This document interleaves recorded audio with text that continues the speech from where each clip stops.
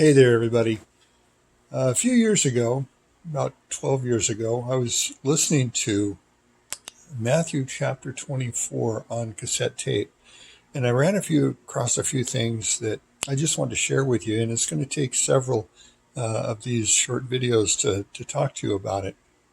And I'm going to start off right at the top of chapter 24.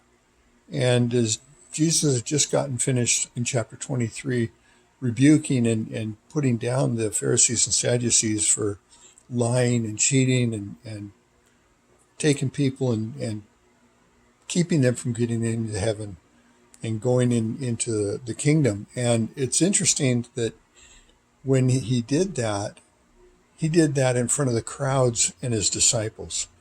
And so chapter 24 starts out that Jesus, he was leaving the temple area, and his disciples came up to him and pointed out all the buildings.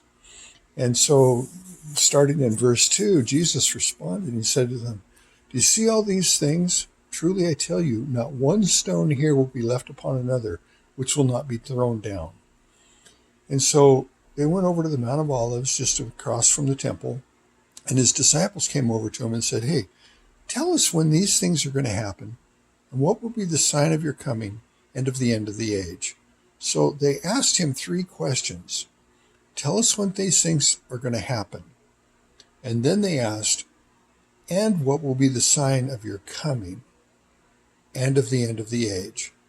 So for many decades being a Christian, I went and read that and believed that we are living in the last times. Well, that may be true, but the interesting part about it is that Jesus gives them an answer. And so I'm going to read through a little bit of it, and then I'll go through several videos talking about this.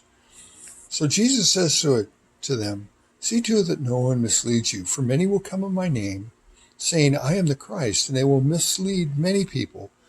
And you will hear of wars and rumors of wars. See that you are not alarmed, for those things must take place, but that is not yet the end. For nation will rise against nation and kingdom against kingdom. And there will be famines and earthquakes in various places, but all these things are merely the beginning of birth pains."